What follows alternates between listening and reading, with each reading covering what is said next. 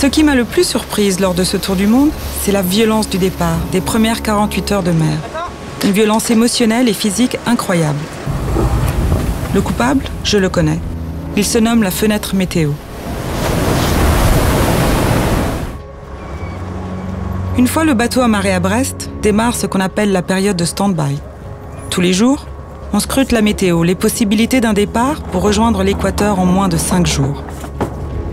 Impossible de prendre des rendez-vous à moyen terme. Vous êtes cloué dans cette attente avec la boule au ventre. Quand le feu passe au vert, tout se déroule à vitesse grand V. La dernière nuit dans un vrai lit, le dernier repas en famille, les au revoir sur le ponton. Je n'avais jamais vécu des émotions aussi fortes, aussi denses. Ceux qui connaissaient cette partition pour l'avoir déjà vécue m'ont avoué plus tard que l'on ne pouvait s'y habituer, y échapper. Il y a quelques jours, Yann et son équipage ont vécu cela à nouveau. Partir à l'assaut du monde sur un multicoque est et restera toujours un défi hors du commun. Vous êtes en approche imminente.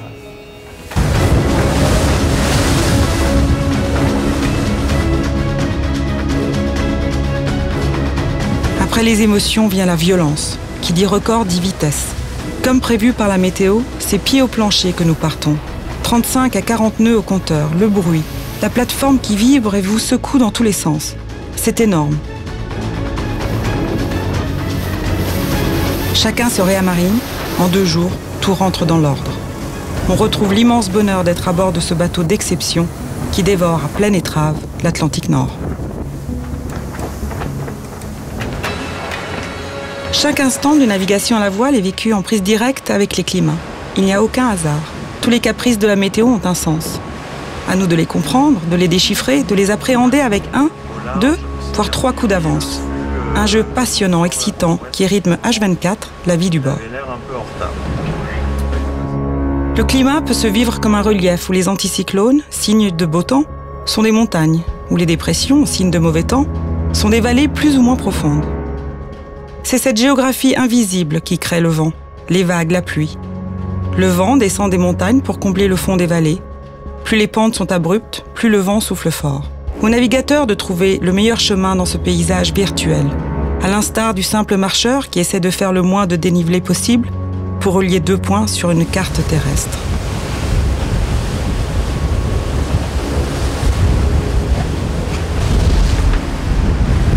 Les prévisions météo permettent aujourd'hui d'avoir une fiabilité de presque 100% sur les premiers jours de mer. Alors, quand le scénario se déroule comme prévu, l'ambiance est forcément au top.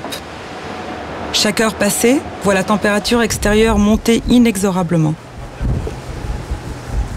Après avoir eu froid, voilà qu'au bout de seulement 3 jours, il commence à faire trop chaud. Lors de ma tentative, nous n'avons pas vu de dauphin. Il semble que nous allons trop vite pour qu'ils puissent venir jouer avec nous. Point de cétacés ou autres gros mammifères marins non plus sur notre route. Mais nos étraves font s'envoler dorénavant des nuées de poissons volants. L'eau de mer est à plus de 23 degrés. Nous traversons leur territoire. C'est un spectacle dont on ne se lasse pas.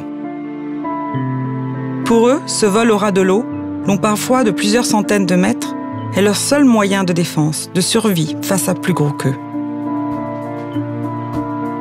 Sur la route de l'équateur, il y a un obstacle de taille à affronter, le poteau noir. C'est une zone plate, sans changement de pression, donc logiquement sans vent, située au nord de l'équateur. Ce véritable piège météorologique bouge sans cesse en latitude, s'étale souvent sur plus de 200 000. C'est la zone où les alizés de l'hémisphère nord et ceux de l'hémisphère sud se rencontrent. Ce bras de fer climatique provoque cette barrière caractérisée par la formation de cumulonimbus, immenses nuages noirs chargés de pluie. Un bonheur que ces douches sur le pont alors qu'il fait une chaleur tropicale. Mais le vent sous ces nuages varie sans cesse en direction comme en force, passant d'un coup de 0 à 30 nœuds, voire plus encore. Il faut être sur le qui-vive, prêt à réagir alors que l'ambiance est lourde. Autrefois, au temps de la marine à voile, les marins pouvaient passer des semaines entières dans cet enfer météorologique. Maintenant, avec les satellites qui photographient en direct les masses nuageuses, un bateau comme Spindrift arrive à se faufiler sans trop s'arrêter. Et quand le vent nouveau souffle, venant du sud-est et non plus du nord-est, la fête à bord s'organise.